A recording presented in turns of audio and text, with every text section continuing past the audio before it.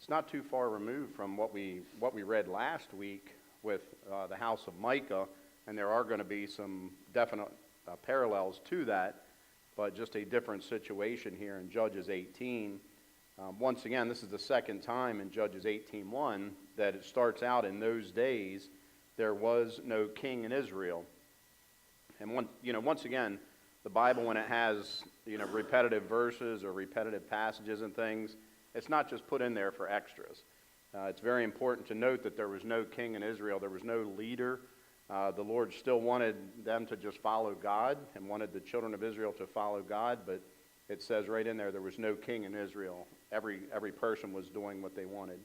And in those days the tribe of the Danites sought them an inheritance to dwell in, for unto that day all their inheritance had not fallen unto them among the tribes of Israel. And if you remember prior in Joshua, that Joshua, when he separated out the land and the promised land, each tribe got a certain portion. But when that tribe got that portion, if they went in there and they didn't do what God said in the beginning of Judges, and they didn't totally eliminate the people that were there, what happened? God did not bless that situation because we wanted to do what we wanted to do. Let's keep some of those people as slaves. Let's just save some of the important people. Let's not get rid of everything and get rid of their gods. Let's just do what we want to do. And in the beginning of Judges, that's what happened.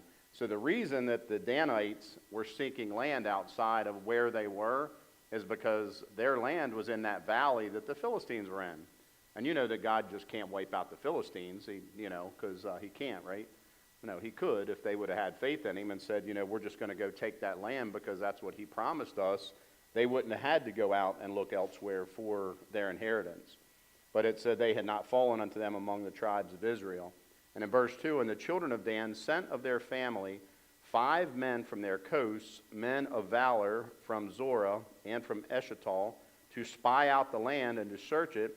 And they said unto them, go search the land, who when they came to Mount Ephraim, to the house of Micah, they lodged there. So now we're back into the house of Micah, and these 5 men that were from the children of Dan, from the tribe of Dan, they were men of valor. They were just not somebody just wandering around that's just going to be taken advantage of by anybody. They were men of valor. They were, strong men or fighting men or however you want to put it. They were the best men to send out to spy out this land. So when they came to the house of Micah, in verse 3, when they were by the house of Micah, they knew the voice of the young man, the Levite, and they turned in thither and said unto him, who brought thee hither? And what makest thou in this place? And what hast thou here? So they had 3 very specific questions that they asked this Levite that was in the house of Micah. How'd you get here? Who brought you here? And what position do you have here?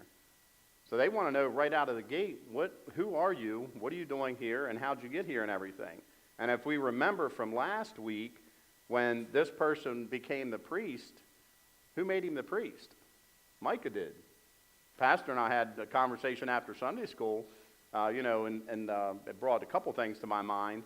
Just because he was of the tribe of Levi did not make him a priest automatically, right? I mean, I'll throw one more out there to you that would shock a lot of people. Just because you're a member of Turnpike Baptist Church does not mean you're going to heaven. There's a reason why in Revelation it says God's going to wipe away all tears. There's probably people that we see here every Sunday and Sunday morning that aren't going to be in heaven. And if that shocks you, I don't know what to tell you, but there's a reason why God's going to wipe away all tears at the end in Revelation, because it's going to break people's hearts when you get to heaven and folks aren't there. You said, well, I thought they were going to be there. And I remember hearing a message or hearing this at one time. The biggest reason why people that are in church and in church all the time won't be in heaven is pride. Because the Holy Spirit will work on their heart and work on their heart and work on their heart. And they say, how can I go up and say that I'm just not sure if I'm saved? And I've been coming here for 10 years, 5 years, 20 years, 30 years. Everybody thinks I'm a Christian. And that's why, is because just their pride won't let them make that step. And unfortunately, that's going to happen to a lot of folks because they're just not going to swallow that pride and say, hey, if the Lord's dwelling with you, if pastor has a message, or if we're teaching Sunday school or something, or you're driving in the car and the Holy Spirit just works on your heart, answer that call. Give pastor a call, get that settled, because pride should not keep you out of heaven. But when they heard this voice of this Levite, they knew the voice. Did they know the voice because it was like a dialect that he was talking in from over there where he came from? Did they know him because, if you remember, this Levite was wandering around trying to find a spot. He was trying to find a place to hang his hat, so to speak, and Micah brought him in, made him his priest, fed him, clothed him, and everything that he did for him. And when these men asked him that question, listen to what he said to him. He said, "Thus and thus dealeth Micah with me, and hath hired me, and I am his priest." Once again, what we talked about last week is still relevant now. He hired him to be his priest. And he's basically telling the men this, that he hired me and now I'm his priest. And what do you think these men are thinking? These 5 men are thinking that they just scouted out the land. These men of valor who were battle-proven and everything, and were probably pretty savvy. When they heard this, they're probably thinking the same thing we all were last week and when I was studying this. That just doesn't even make sense. You hire your own priest to make sure that you're doing everything right? So, and they said unto him in verse number 5, and they asked him, "Ask counsel, we pray thee, of God, that we may know whether our way which we go shall be prosperous." So right there, when these 5 men started asking him, now they want him to pray for them, to tell them where they should go so that they would have the way and that they would be prosperous. And the priest said unto them, "Go in peace, before the Lord is your way wherein ye go." They were already heading to that direction. And in verse 7, then the 5 men departed and came to Laish, and saw the people that were therein, how they dwelt careless, after the manner of the Zidonians, quiet and secure, and there was no magistrate in the land that might put them to shame in anything. And they were far from the Zidonians, and had no business with any man. They were separate. They were secluded. They were just out here in the middle of nowhere. They didn't have a magistrate to kind of keep them in line. They didn't need one, evidently. But they didn't have any dealings with any man.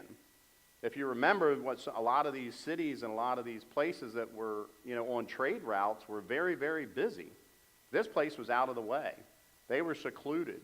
So when these 5 men went to look at this town, what do you think they thought?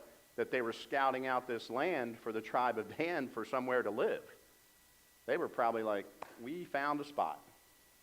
We don't have to worry about any armies. We don't have to worry about anybody that's going to, come up against us. We found some place that we're going to be able to take over and where we're going to be able to live.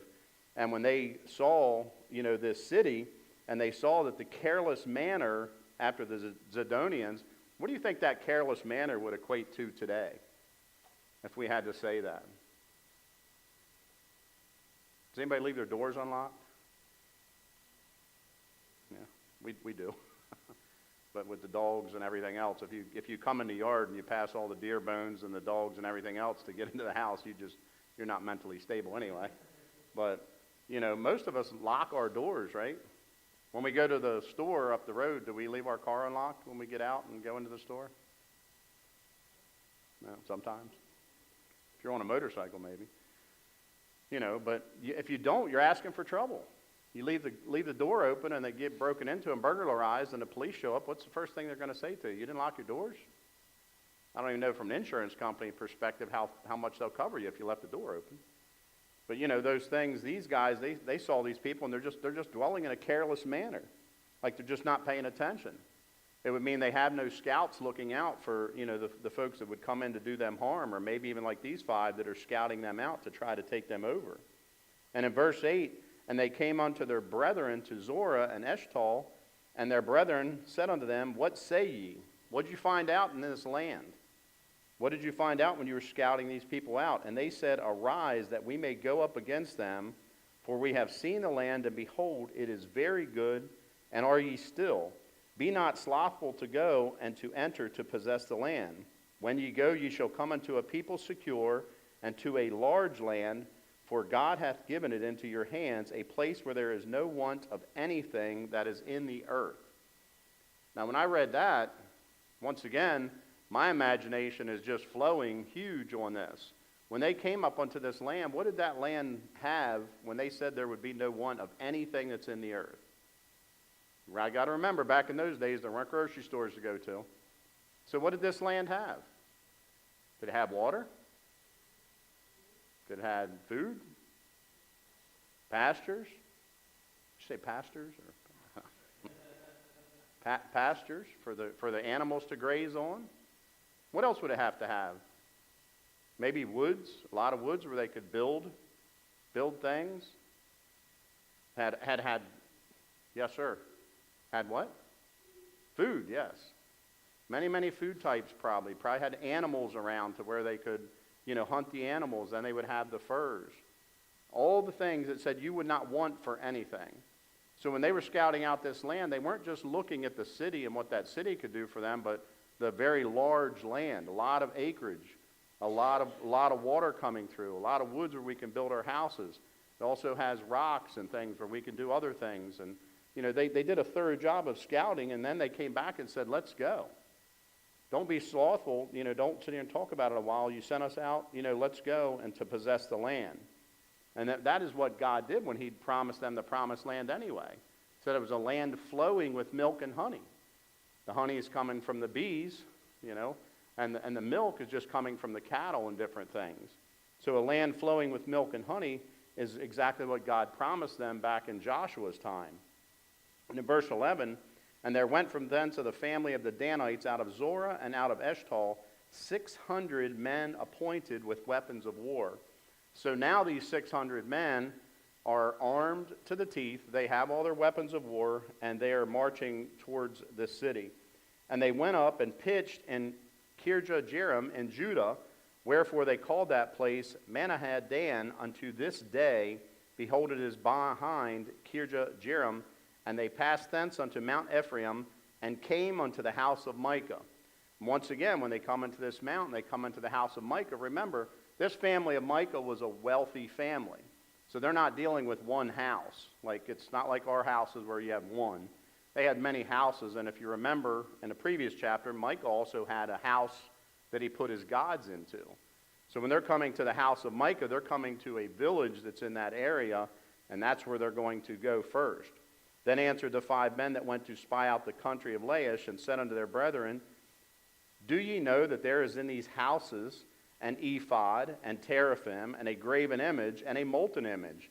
Now therefore consider what ye have to do. So they're telling him that in these houses, that is, there's some treasure there. There's some molten images. Remember, the mother, she took the couple hundred pieces of silver and made that molten image, and then Micah put it into his house of gods. So it's a lot of times these were either solid or they were wooden things that were covered with the precious metals. So whether it was gold or whether it was silver, there was valuable things that were in Micah's house of gods. So Micah, when he made these things and he put them into his house, did they have any power or any authority over anything? And they went directly contrary to what God told them to do in Exodus. Have unto me no graven images. And they did that. And they turned thitherward and came to the house of the young man, the Levite, even unto the house of Micah, and saluted him. So now they came unto this Levite again, and they're ready to go into the house of Micah. And the 600 men appointed with their weapons of war, which were of the children of Dan, stood by the entering of the gate. So they're at the gate of his house, the gate of his houses in his village, and they're ready to go in. And in verse 17, and the 5 men that went to spy out the land and went up and came in thither and took the graven image and the ephod and the teraphim and the molten image, and the priest stood in the entering of the gate with the 600 men that were appointed with the weapons of war.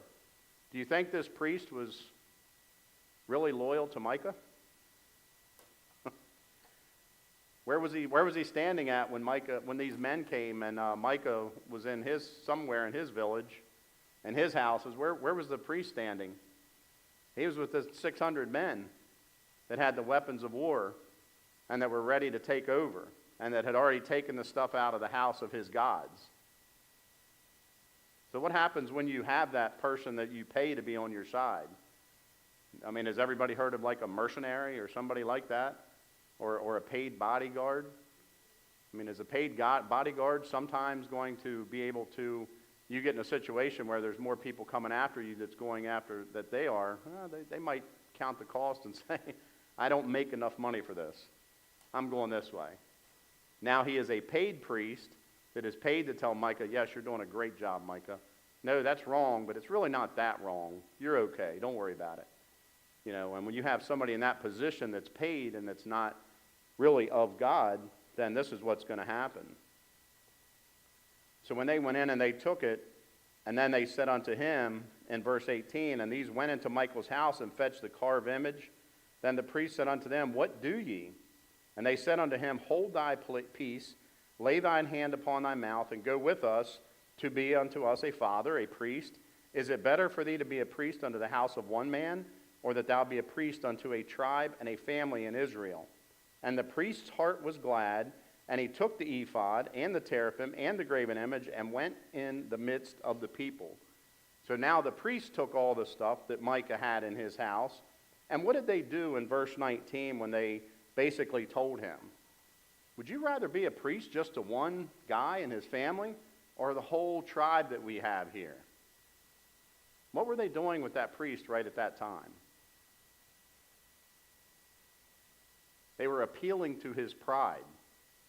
Remember when they asked him all them questions on how he got there and what was he doing and what's your position and things that they kind of were inquiring of him? They already knew the answers. They already knew that if we dangle this carrot in front of this priest, you know, hey, why don't you just come with us?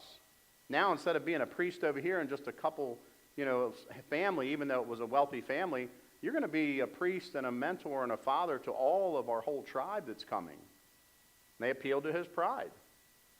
And what did he do? Did he make well, let me think about this. No, he went right with them. He even took the stuff out of Micah's house of gods.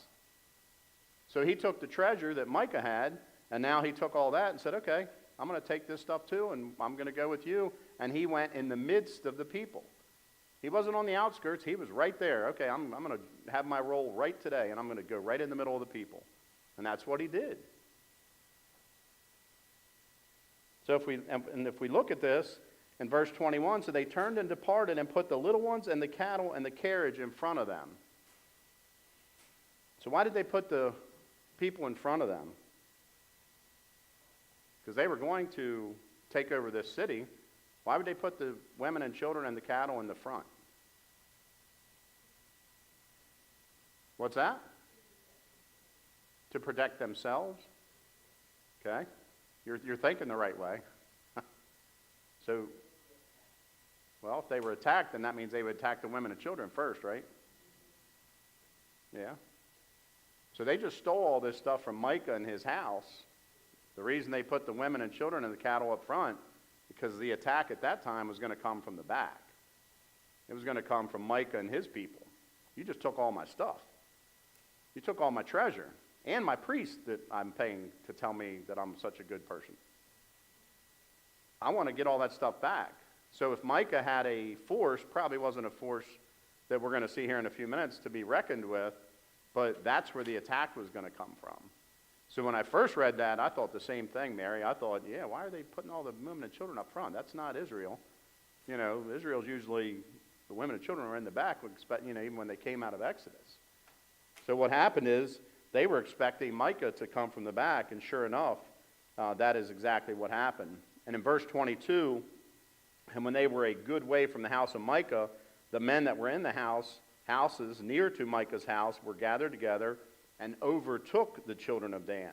So here they come, they're attacking, or they're chasing them, and they cried unto the children of Dan, and they turned their faces and said unto Micah, what aileth thee that thou comest with such a company? What is wrong with you? You're coming to attack us? They turned around and they even challenged them and said, what aileth you? I mean, that sounds like a West Virginia term if I didn't know better. But, you know, what are you thinking coming up and attacking us, coming up to chase us? And he said, and Micah said in verse 24, ye have taken away my gods, which I made, and the priest, and ye are gone away, and what have I more? And what is this that ye say unto me, what aileth thee? And in verse 25, and the children of Dan said unto him, Let not thy voice be heard among us, lest angry fellows run upon thee, and thou lose thy life with the lives of thy household. Not only did now they say, What aileth thee? But if you do continue, people are going to fall upon you, and basically they're going to wipe you out and your family. So you come, and you're going to say, The gods which I made in verse 24, and the priest are you gone away with. So Micah really wanted those treasures. He really wanted to have that priest there that basically was his, so he could do what he wanted, and he wouldn't feel guilty about doing things wrong because he had a paid priest. And he wanted to have that person back in that position because it made him feel good. He wanted the treasure back because it was just treasure. It was his treasure and the molten images that he made and that he probably prayed to and everything else. And here he is. He wants these material things back. And the children of Dan basically are telling him, is it worth your life? You got to make a decision. How important is it? Because that's what's going to happen. You're going to die and your household.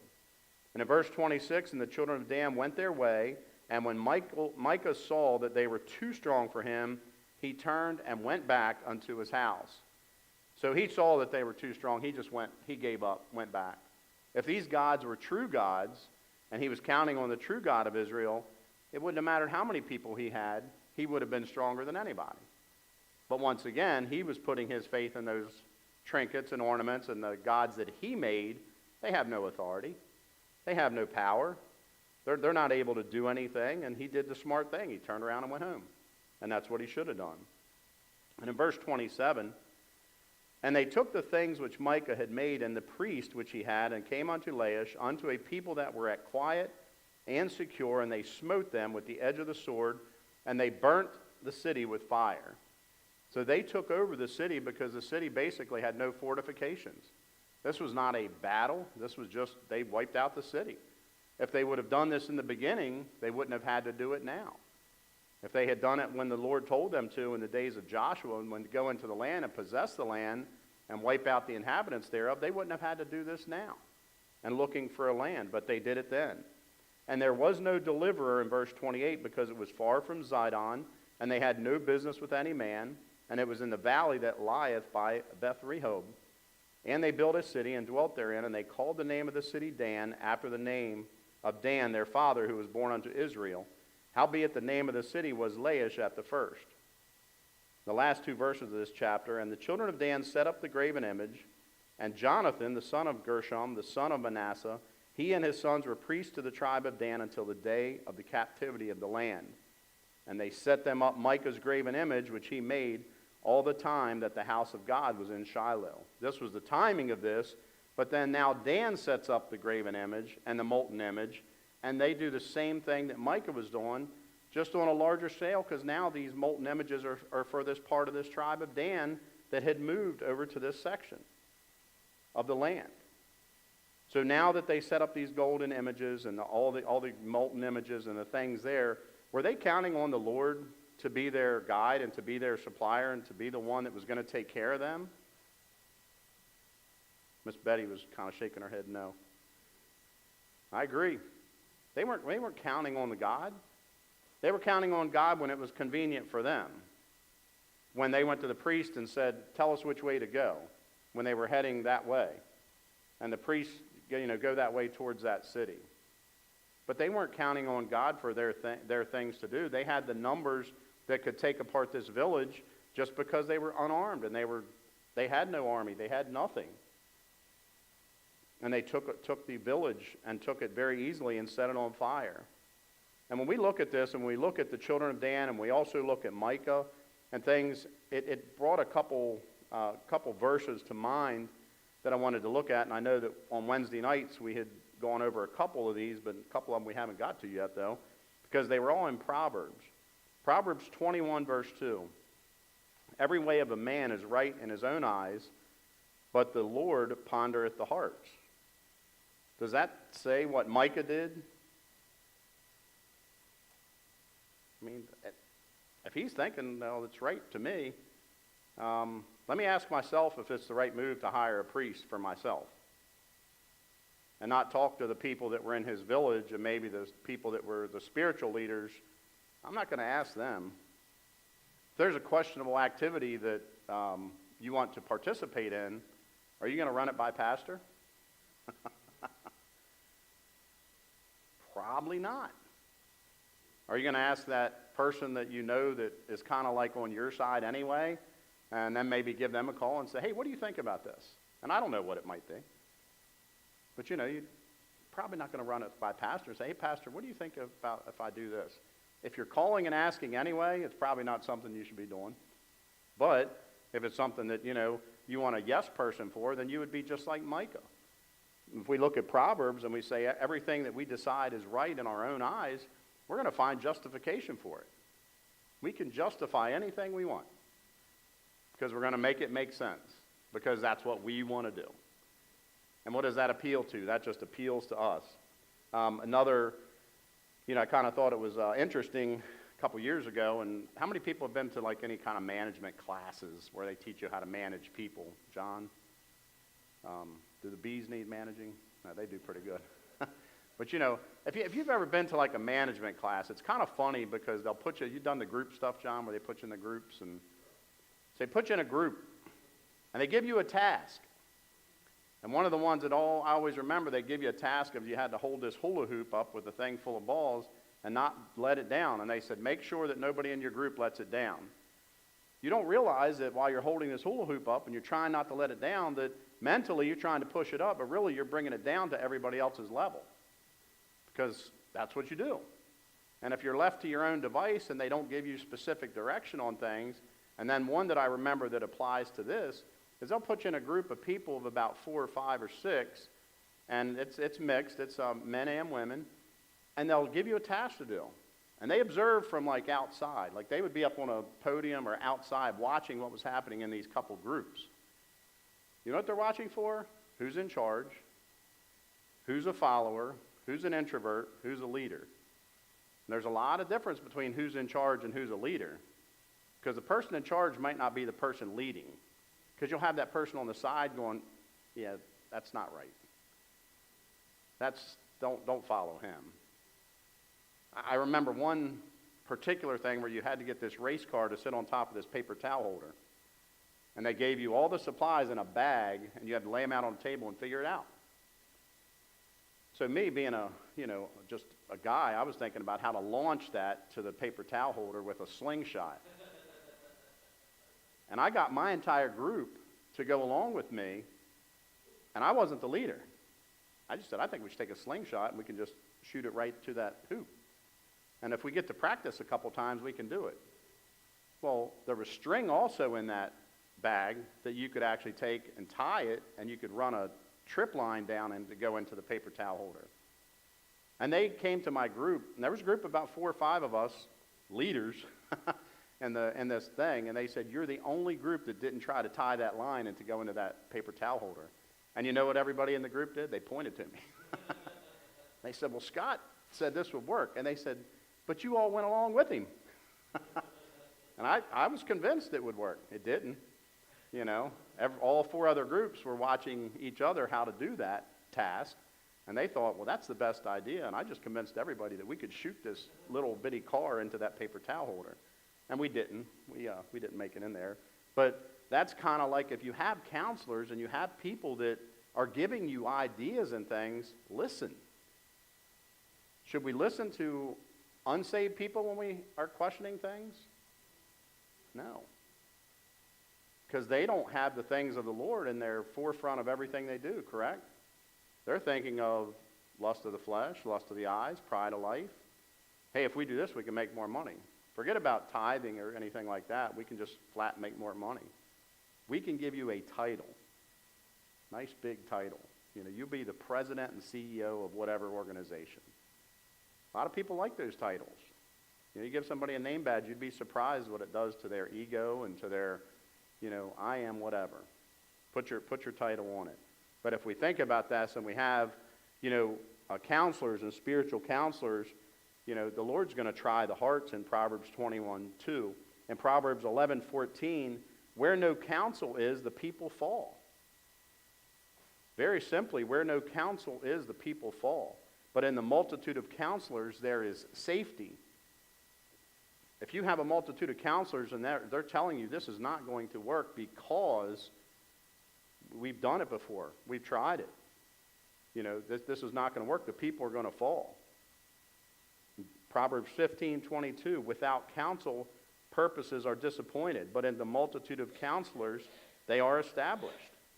If you have things that are, going to be set up to protect the people, or like the Zidonians, if you had people that were telling them, maybe we should build a wall, maybe we should have a tower, maybe we should have guards, there's not going to be any safety. And in Proverbs 24:6, I did not write this last part of this down. Do you have that memorized? Yeah, no. I know we're not in Proverbs 24 yet. For by wise counsel thou shalt make thy war, and in multitude of counselors there is safety. When you go to war, you go to battle, and when I looked at this verse too, I was thinking about the spiritual battle that we're in all the time. We're in a spiritual battle every single day. Every single time that we wake up, every single time that a decision comes along, is this the decision for the Lord? Or is this a decision for me? And we have to make those decisions. If we're making the decisions for yourself and you're not getting counselors to say, what is this decision for? We're making war. Proverbs is talking about making war. Is it spiritual war or is it physical war they're talking about? If you go to physical battle and you're just doing it on your own, it's going to be the same as if you did spiritual battle on your own. You're not praying, you're not doing anything, and then all of a sudden you have these battles that come out. How equipped are you going to be to handle that battle? And I think a lot of times when we equip it for ourselves, then we fail. But if we equip it with the Lord and in the multitude of counselors, their safety, we need to make sure that we have these multitude of spiritual counselors always, always, always on our side. Dear Heavenly Father, Lord, I thank you so much for this, just these stories of Micah and Dan and just the judges. And Lord, I thank you so much for just showing us that we just need to count on you every single day, and we need to ask your guidance on every decision that we make. Lord, I pray that if there is one person here today that needs to be saved, that, Lord, pride would get out of their way, and Lord, that they would be saved today. And Lord, I just pray that you would just bless Pastor as he brings the message, and just may be the message we need to hear today, and ask all these things in Jesus' precious name. Amen.